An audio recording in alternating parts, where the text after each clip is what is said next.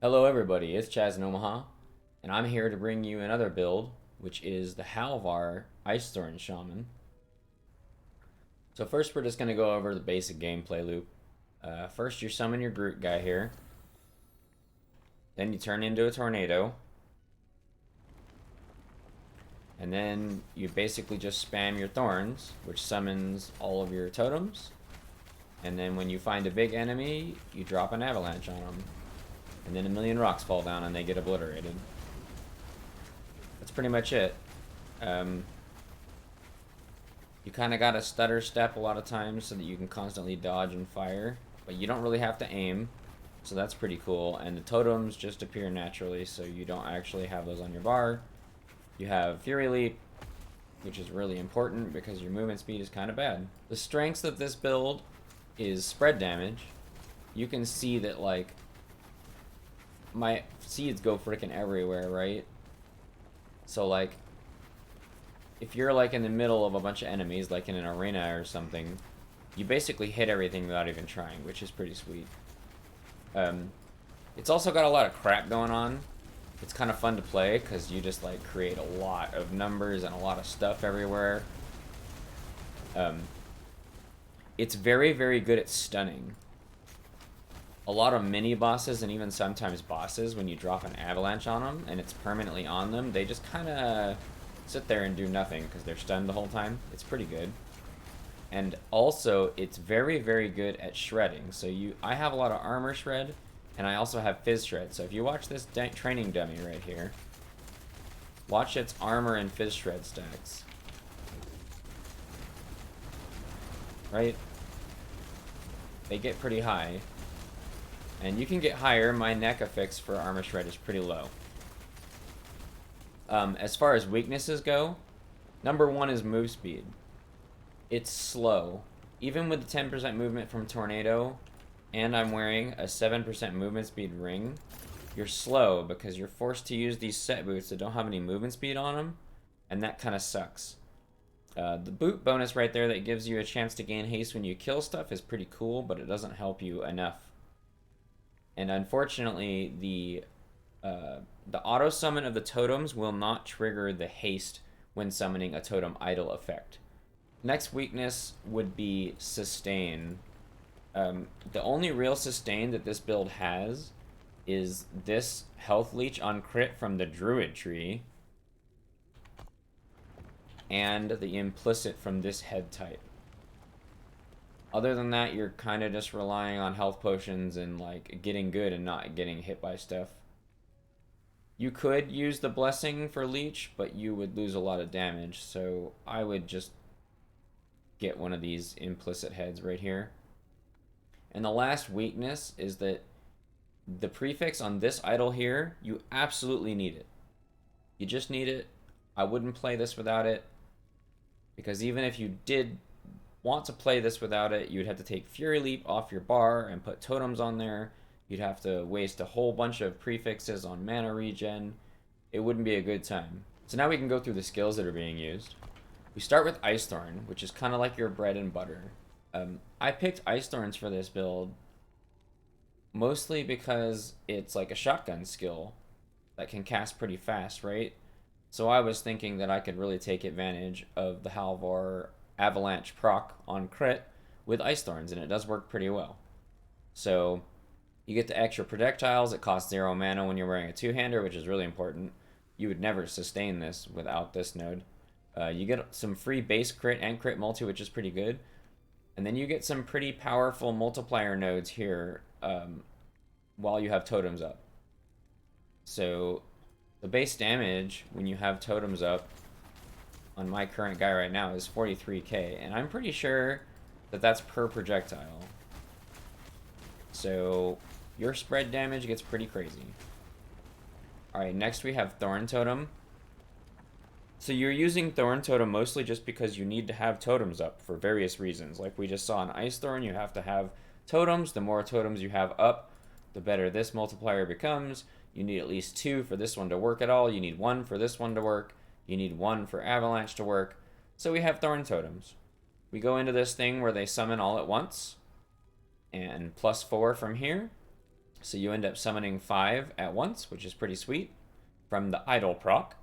And Ice Thorns hit so many times that it procs really quick. I'm sure you saw just now they were shooting up out of the ground repeatedly for no reason. And then they also do some good armor shred over here. 100% per shot, and you have 5 of them. So that's the other part of why our armor shred is so high. Next we have Avalanche. Now, we use the targeted version of Avalanche that lasts for exactly 8 seconds and has an 8-second cooldown. This thing hits like a dump truck. I have a highlight while I was leveling this character of the last campaign boss, and she went over to that first blood casket, draining it, and the Avalanche killed her so fast that she immediately ran to the next one and then immediately stopped doing that one, and then kind of bugged out a little bit and like kept healing while she was doing other stuff. I don't know. It was pretty cool. So Avalanche, when you have your totems down, it does a crap ton of damage. Next we have Spriggan. Now, you can see that this isn't really a pet build, right? Like, my Thorn Totems do almost no damage, and the Spriggan also does almost no damage. For those that don't know, though, Spriggan does this. 8% base crit and 72% crit avoidance at all times for you. It's absolutely insane. It also happens to give you 15 spell damage, which is pretty great. It also gives you 4 dodge per attunement, which this build naturally has a lot of attunement because of the Shaman tree being what it is. And then the rest of these are just like so he dies less. He still dies. It doesn't even matter if he's dead. You just resummon him if he expires too. You can stand in a circle if you want to. I try to because it's fun. But yeah, so he buffs you a crap ton. And then last we have, for the spec talents, we have Tornado. Now, the main reason that this build is using Tornado is honestly because of the 10% movement speed. It's really important. We go for the version where it's just instant cast and it just attaches to you. The damage is basically inconsequential. It really doesn't do any damage of note. But it does also give you 21% cast speed all the time. I realized later that you actually only need 4 points in here because the duration of this with 4 points is exactly just slightly longer than this cooldown. And you always want to put Tornado on autocast. So go into settings, change input keys, and bind the Tornado to whichever keypad button you want. This is the keypad on the right hand side of most keyboards with like the enter and the plus sign to the right. Once you've done that, make sure your numlock is on, so the light's lit up on your keyboard. Then push the button that you want to autocast, and then push numlock again, and it will start autocasting like this forever until you click off of the window. And then the last skill we actually use is Fury Leap. It's just unspec'd. It's just to leap around. That's it. I guess it procs your totems sometimes too, as we just saw. Right, so next we can go through the gear a little bit. First we can talk about the set. So this is the whole reason why I made this character in the first place, because I was just kind of curious if the 3 set of this was any good. So the staff, you can see you get some flat spell damage and flat crit strike chance, which are both very strong, right? So you want to try and get those as high as possible, along with the implicit spell damage there. The attunement is okay, but not as important as the top 2 stats. The plus mana and mana efficiency are basically not really important at all, and I would not prioritize those at all. So we have the boots. I really wish this set just didn't have boots. I wish that 3 set was part of the 2 set and we only had the relic and the staff. That would make this character a lot better to play. But here we are. There's really not a whole lot of stats on these boots that matter, other than maybe just making sure that you get a high enough implicit movement speed, and then that chance to gain haste when you kill an enemy is kind of nice for clearing. And then last we have the relic. Now, this relic does have 2 stats that's quite relevant. The armor shred on spell hit is very relevant. You can see I got a really good roll on this one. And then the increased spell stun chance is also quite relevant. So if you can get those 2 higher, it will be noticeable. As far as the set bonuses go, we get flat 25 spell cold damage, which is pretty good. It gets converted over on both skills to pure physical, so we make full use of that. And then the 3 set. Now, the reason why I chose Ice Thorns originally was because the 3 set, I was like, wow, you can spin out a shotgun, and every time you crit, it'll send an Avalanche Boulder down. That could get crazy. Yeah, there's a hidden 1-second internal cooldown, which after playing this, if it didn't have an internal cooldown, this build would be way too much damage.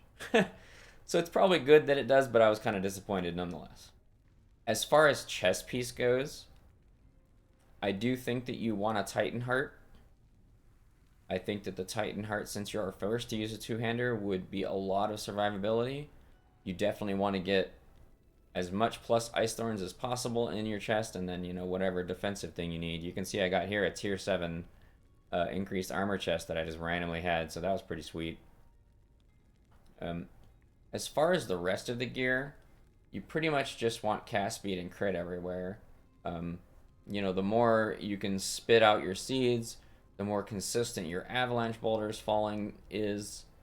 And your avalanche boulders falling also within avalanche causes more boulders to fall because of a node in there. So you pretty much want to prioritize those. I would strongly recommend a minimum of 1 movement speed ring. It could be argued to wear both, honestly. You lose a lot of damage, right? But the movement speed, as we've seen, it's a big problem. I would mention that while you're doing your gear, it's important to remember that Shaman innately has a free 50% elemental res. So you can see my fire is just, you know, it looks like it's in the dumpster, but it's really maxed, right? So when we summon totems, you can see it goes to max. Yeah, just keep that in mind.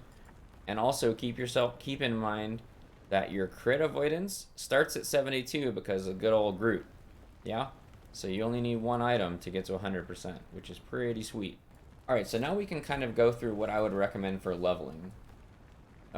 You just start with Ice Thorns at the beginning, right? This is like, when you get this, like level 2 or something. And you just kind of use it all the way up as your main bread and butter. I would focus right at the beginning. You do not need this 0 mana node. There's no way to consume your default mana. At some point, you're going to be forced to use the 0 mana spell at the beginning. It's impossible. I would just probably go for extra projectiles and like some multiplier here. As far as these multipliers go, this one actually doesn't work without 2 totems, and this one is just not very good until you're summoning a bunch of them all at once.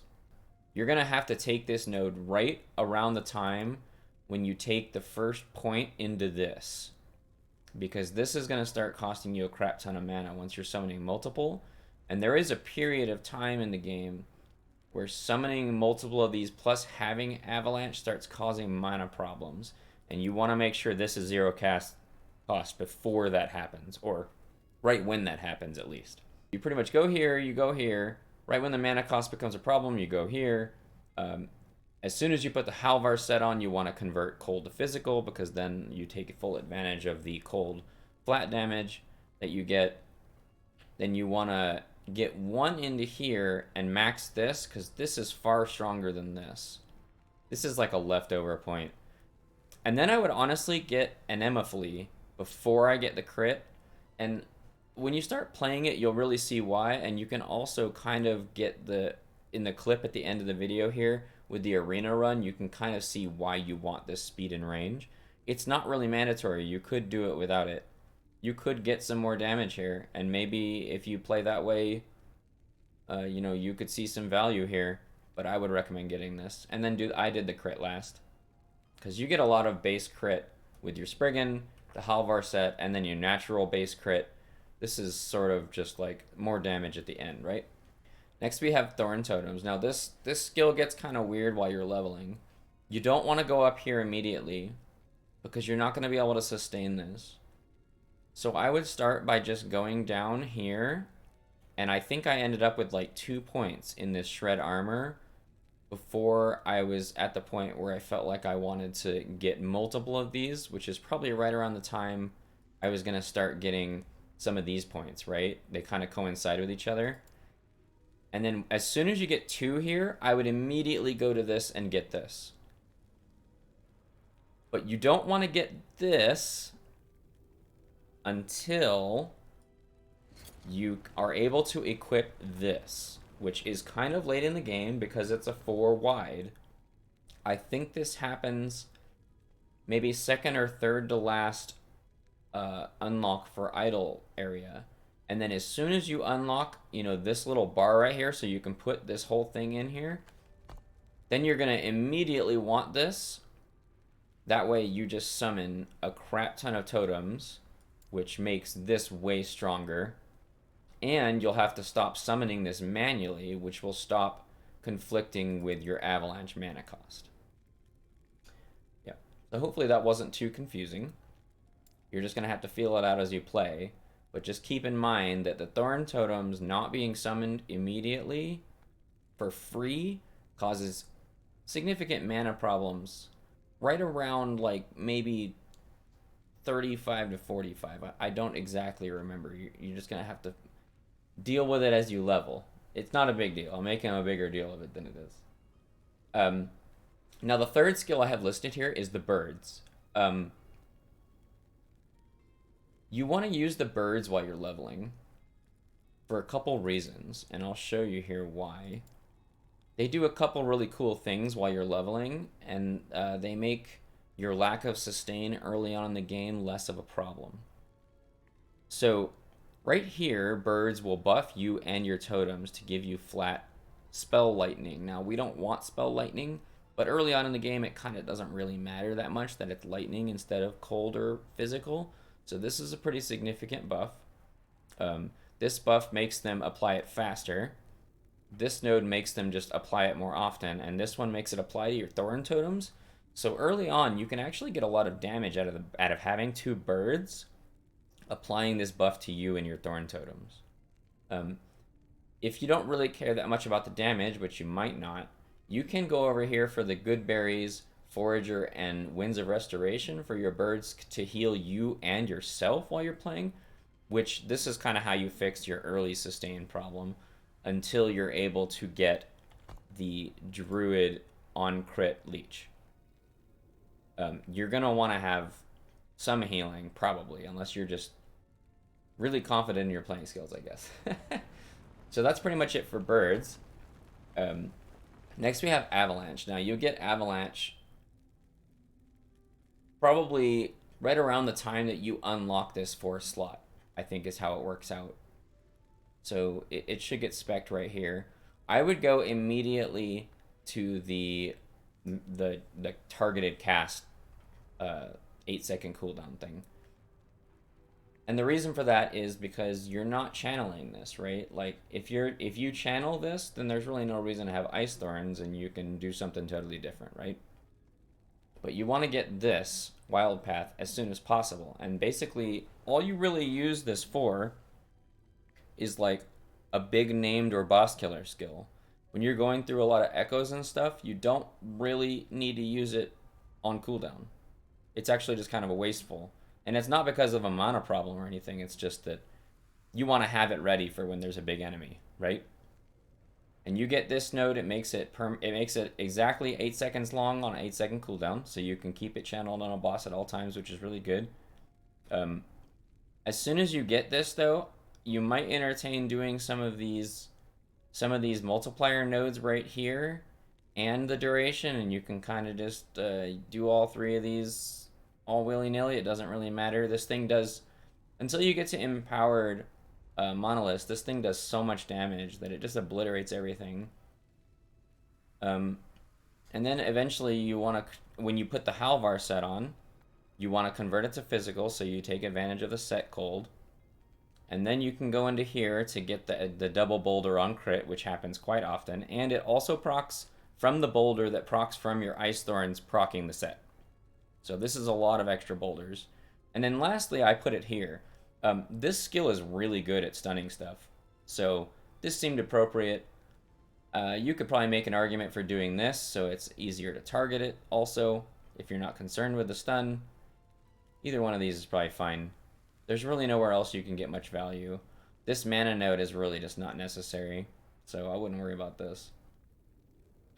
Alright, next we have Mr. Spriggan. We kind of already looked at him, explaining why you'd want to use the Spriggan. So, you know, you get free crit, you get free crit avoidance, you get spell damage, you get dodge. He heals you a little bit. It's pretty sweet. Use the Spriggan. He's good. Now we have Tornado. For leveling with Tornado, honestly, I would not specialize out of birds and into Tornado until you can get 1, 2, 3, 4, 5, 6, 7, 8, 9, 10, 11, 12, 13, probably 13, somewhere between 13 and 15 points. Because without at least like 13-ish points in here, it basically just doesn't do anything and is just a big pain in the butt. Yeah?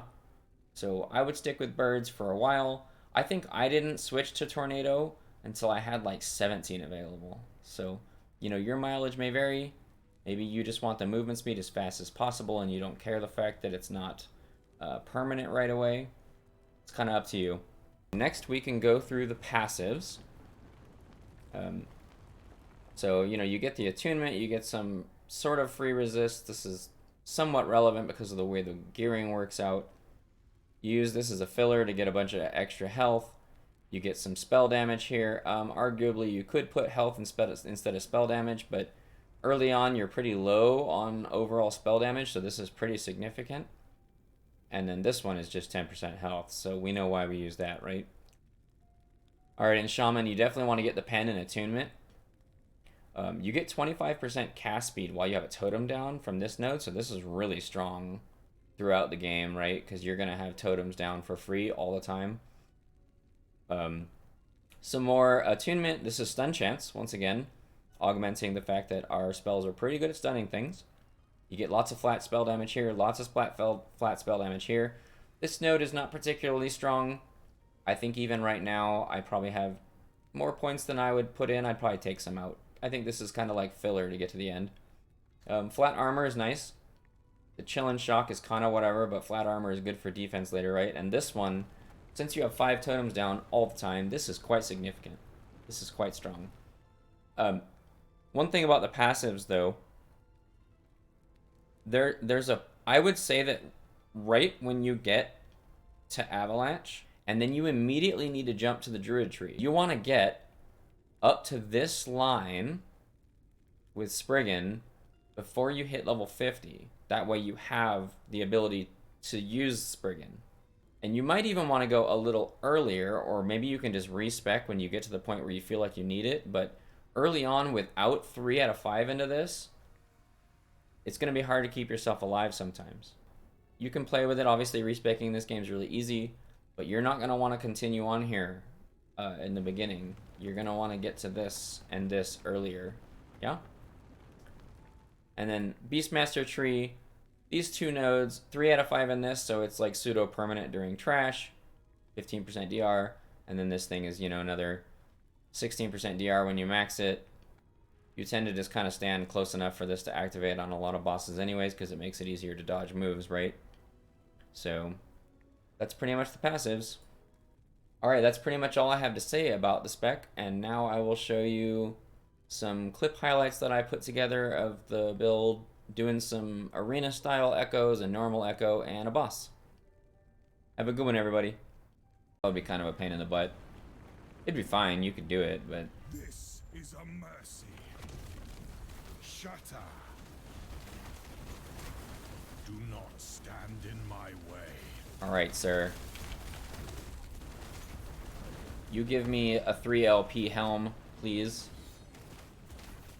This is a mercy. Give me a 3 LP helm. Give me the Fizz Shred Blessing. Shatter. Give me all the stuff I need, please, sir. The rage of winter. Shatter.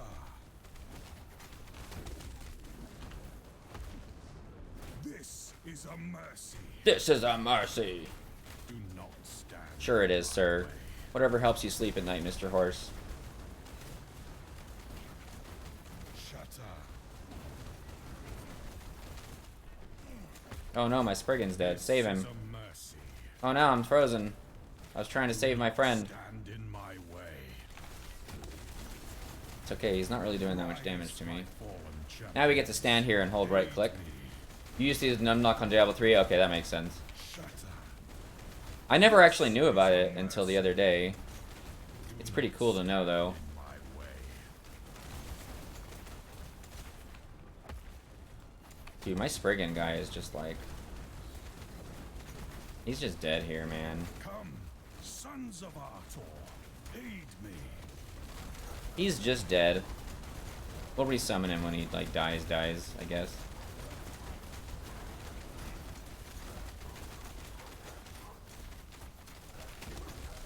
Want to spec Incinerate next? I haven't tried Incinerate yet, but This is a mercy. there's definitely some items that support it. That's for sure. I don't know if it's any good or not. I'm sure it's okay.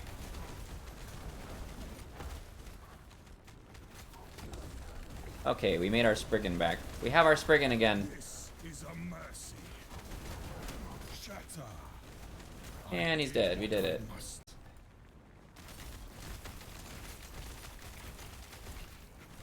Knuckle down and get it done forging. Yeah. I mean, I guess if you have any specific questions about forging, I can try and help you. I'm like no Omega expert, but I've got it pretty down.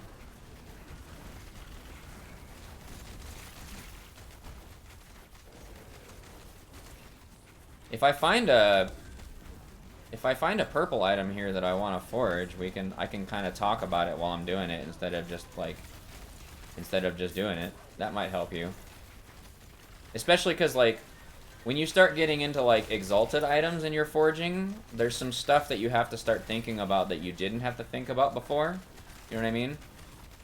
Especially the ceiling.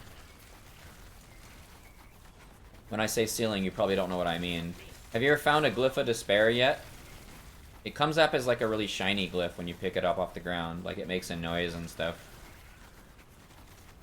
But it basically allows you to get a 5th stat on an item. So you can see why that would be powerful, right? This might be scary.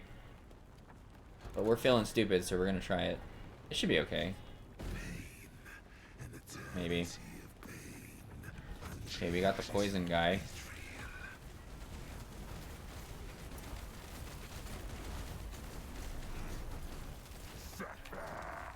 Ouch. Bro, why are you barfing on me like that? That's so rude. Come back, Spriggan man.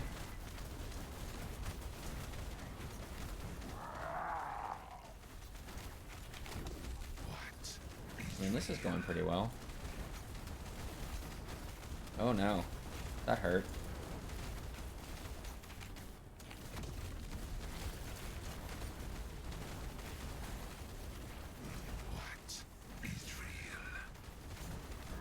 If I knew his tells better, this version would be really easy. Oh, he just barfed all over my Spriggan. Go stand over there, man. What is real? Hey.